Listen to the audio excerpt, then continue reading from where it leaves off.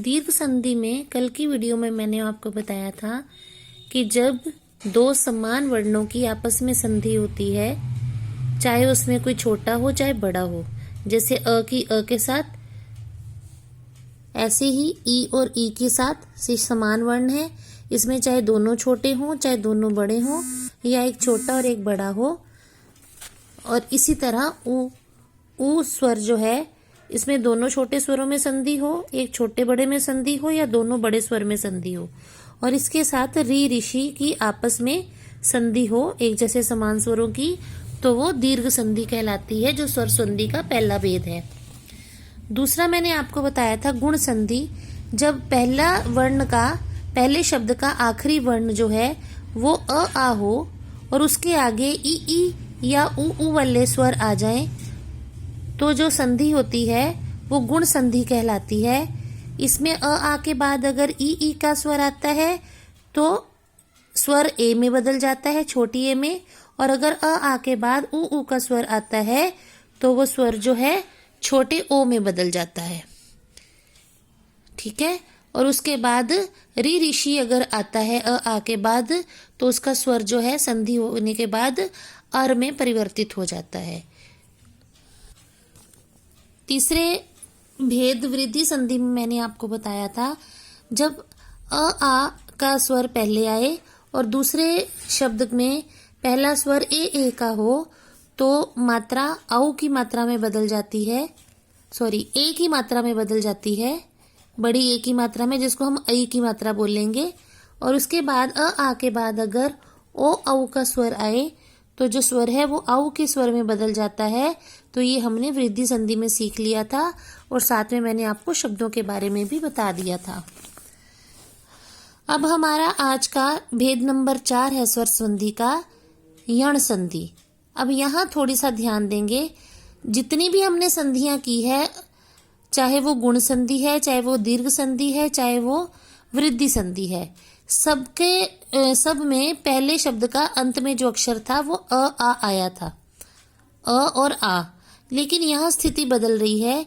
यहाँ यदि पहले शब्द के अंत में ई उ हो या री हो और दूसरे शब्द के आरंभ में कोई अन्य स्वर हो, पहले में ई उ बाद वाले स्वर में आते थे, लेकिन यहाँ पहले स्वर में अंत का शब्द ई उ या री हो और उसके बाद दूसरा शब्द है उसके आरंभ में कोई अन्य स्वर हो, तो हमारी यण संधि बनती है।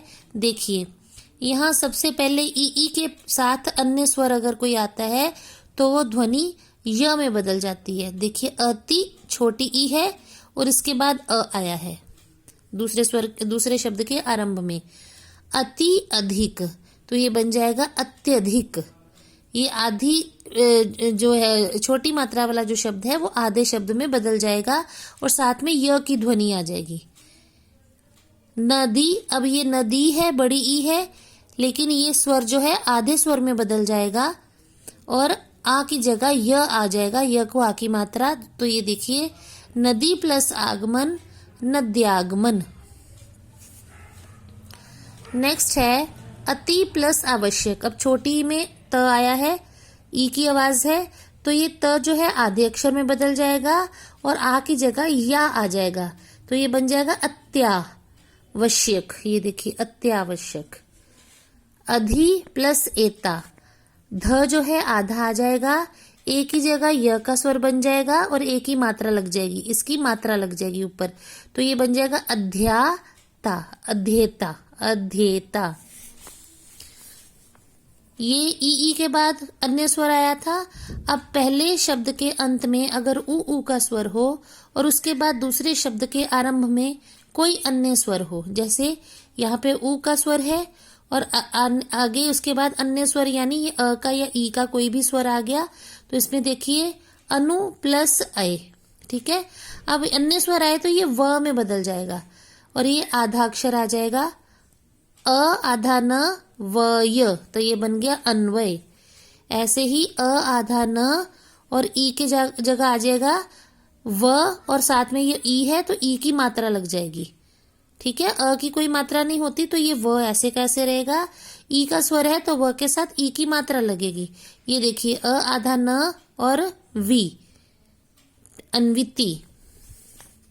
ऐसे ही अगली उदाहरण देखिए, सु प्लस इच्छा। यहाँ ऊ का स्वर है और अगला शब्द का आरंभ जो है ई से हो रहा है, तो ये सु जो है आधा आ जाएगा स और ई की जगह व आ जाएगा और उसके बाद ए की मात्रा सु इच्छा स्वेच्छा। सुआगत स्वागत, यहाँ पे व के साथ आ की मात्रा लग जाएगी। ऐसे ही री प्लस अन्य स्वर। री के साथ अगर अन्य स्वर आता है तो उसका जो ध्वनि है वो आधे र में बदल जाएगी। ये देखिए, मातृ री की मात्रा है, उसके बाद अगला स्वर आ गया आनंद।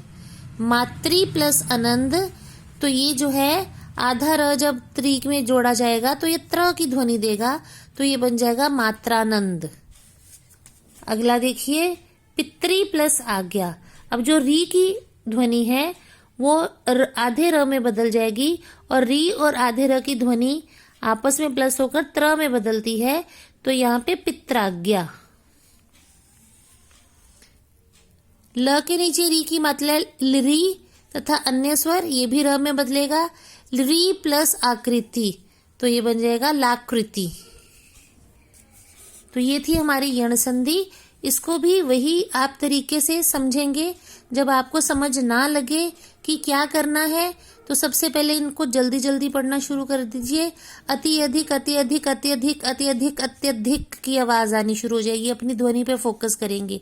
ये कोई सटीक तरीका नहीं है, लेकिन एक करने का ढंग है जो मैंने इन्वेंट किया है। जब मुझे संधि नहीं आती थी तो मैंने संधि के शब्द इसी प्रकार याद किए थे, तो मुझे अपने लिए ये सुविधाजनक लगा था।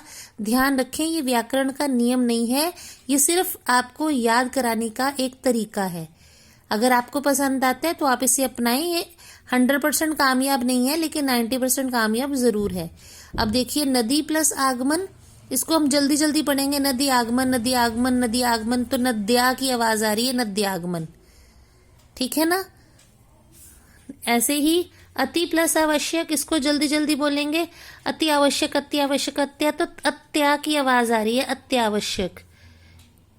अध्येता, तो ऐसे आप जल्दी जल्दी बोलेंगे। जैसे अब ये शब्द है सुइच्छा, इसको हम जल्दी जल्दी पढ़ेंगे। सुइच्छा स्वेच्छा स्वेच्छा स्वेच्छा, तो स्वेच्छा की आवाज आ रही है जो ये शब्द दिया गया है।